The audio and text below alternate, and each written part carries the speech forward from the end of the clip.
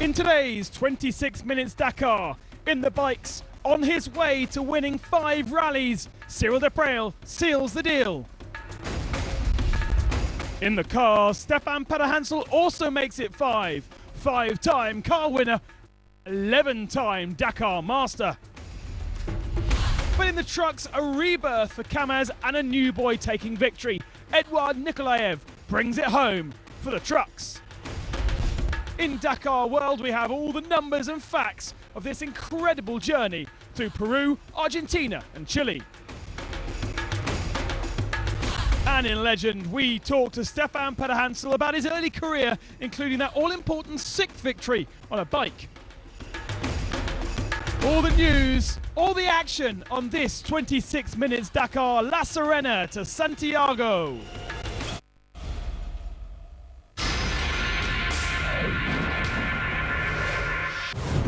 Previously in the bikes. For most of week 1, Olivier Pain was in the lead of the rally, but on stage 9, 2 falls dropped him way back. Having won stage 5, David Castor moved into rally lead, but he hit a cow on stage 9, is also out. For Cyril Deprail, gearbox problems looked to end his chances, but he fought back and now leads the rally. Playing the team game, he placed himself in jeopardy to allow Ruben Faria up to 2nd, but it's close. How is Cyril feeling? I'm calm and relaxed, but I really want to win. Once you've won the Dakar, you never want to give up. Francisco Lopez has won 4 stages and halved the gap yesterday to the leader. How's the pressure? There's no pressure but motivation. Motivation for the Chileans to go flat out. The gap is less, only a short stage today. Can there be a major upset?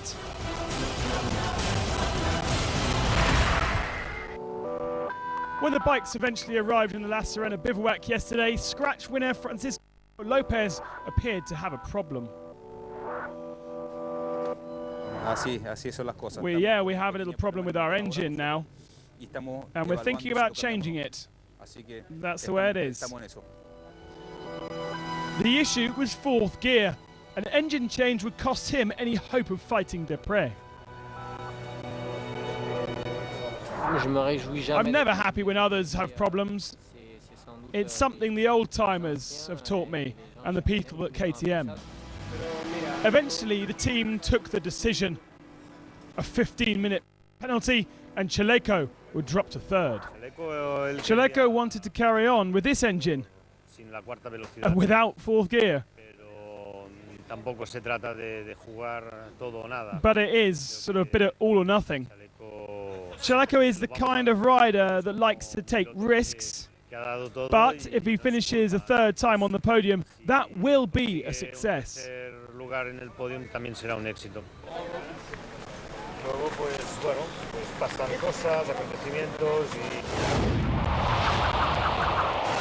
It's the last day of the 2013 Dakar, but it's certainly not over.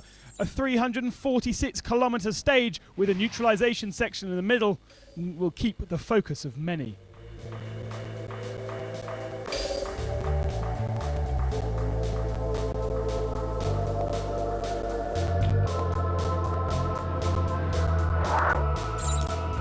Best Husqvarna on the rally, Paulo Gonçalves finished in 10th spot.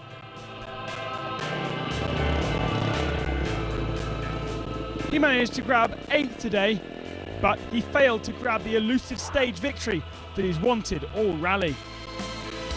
Close to taking Honda's first win at times, Helder Rodriguez took 4th today and overall managed 7th, just ahead of teammate Javier Pizzolito. A quiet and relatively trouble-free first attempt for HRC. Yamaha's best could have been many. Castor in week 1, Verhoeven for a while in week 2, but eventually Olivier Pain came back to finish in 6th spot.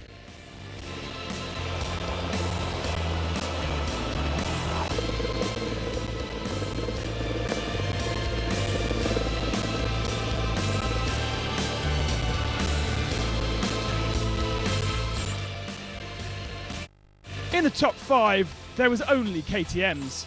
And likeable works rider Juan Pedrero benefited from not being Coma's water carrier this year to have a shackle-free run to 5th. He was beaten by Slovakian Ivan Jakes. Clearly amazed to end the rally. The fact that he's beaten works riders and finished 4th was unbelievable in the truest sense of the word. With this engine change, Chaleco looks set to end the rally in 3rd.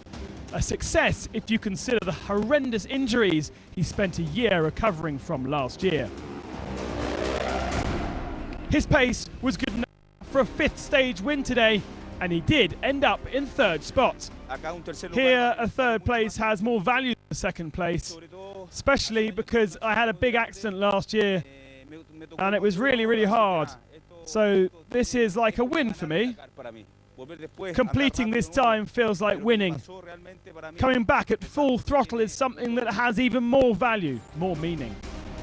2nd fastest today, consolidating 2nd spot in the rally, was Waterboy Ruben Ferrer. By far his best result, not only on the Dakar, but also in any rally since 2007. It didn't go without problems for him, and he'll be relieved to get to the finishing line.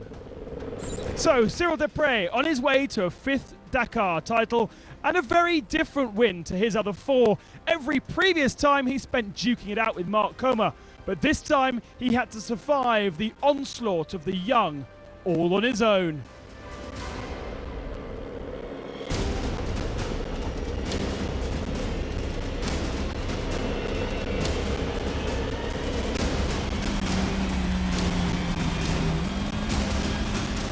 This gesture dedicating his win to his baby that he had last year.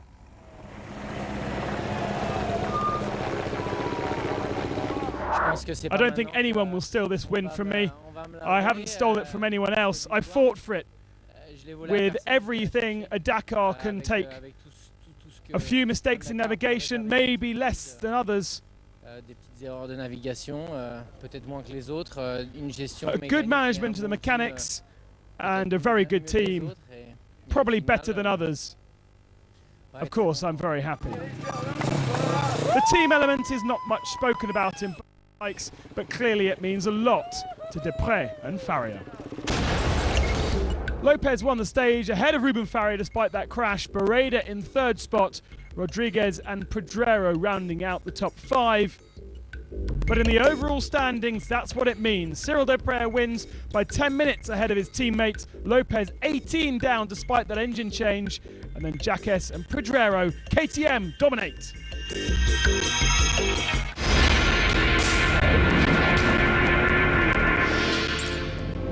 Winner of the final stage of 2013, Cyril van Biljong took his 3rd victory on his first attempt to the Dakar. The South African ruining his engine failure midway through the rally. He could be much, much higher up and a man to watch out for in the coming years.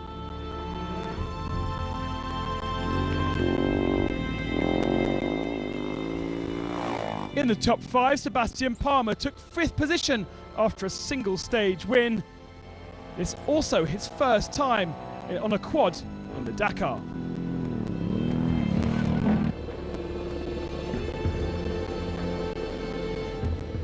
Young Lucas Bonetto took 7th on the Dakar last year in a quad. So with a win in his pocket, a 4th spot was a remarkable improvement. Watch out for this 22-year-old in the future.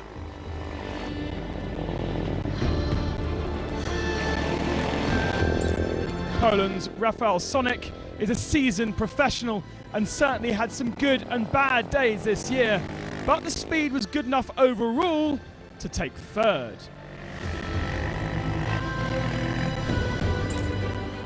Into the top 2 then, and Ignacio Caselle's crowning moment will surely be that win on Chilean soil in Calamaia in week 1.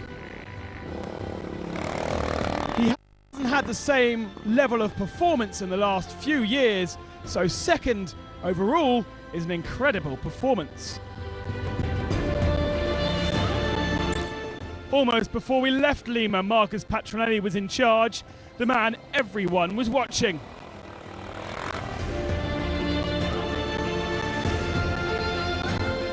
He wasn't supposed to even take part until an invite from Yamaha Argentina, and from that moment there was no turning back. He wins by 2 hours. I love the Dakar because it's a challenge, an adventure. It's a challenge for yourself, for your life, for everything.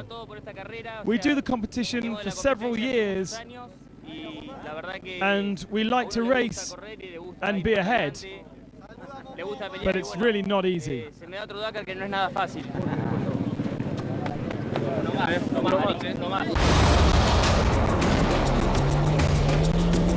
Coming next in the cars, Stefan Pederhansel on his way to finishing another Dakar on top.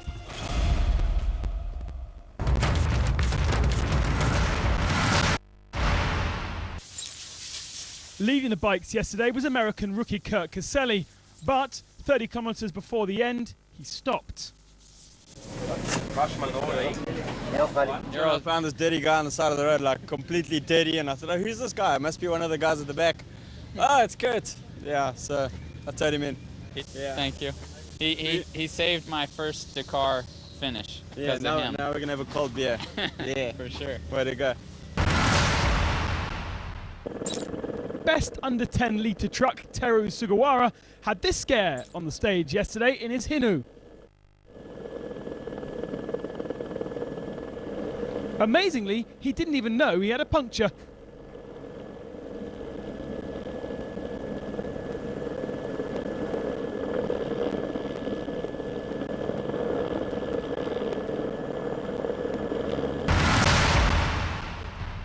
The spirit of the Dakar truly exists with the men with the bikes in the box, Malmoto.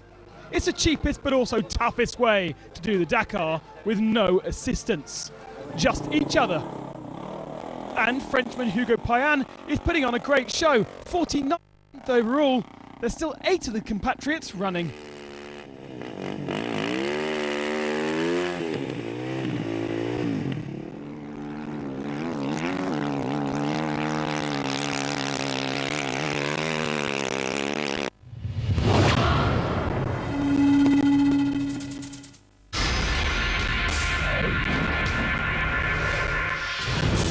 Previously in the cars, Nasser Al-Attiyah started incredibly well, flying over the first few stages. However, on stage 9, the car totally failed. He's out. Believe me, we come next year very, very strong. Stefan Pederhansel now has a healthy gap in the lead of the race, but needs to manage the challenge of the terrain. Until they cross the finishing line, things can still happen. But for second place, Giniel de Villiers, he needs more miles to make up that gap to his rival. Things just didn't seem to quite go our way. I think we can be satisfied with the second place at the moment. The battle for third position is fraught. Nani Roma, Leo Novitsky, both making problems in the second week. Who will eventually come out on top?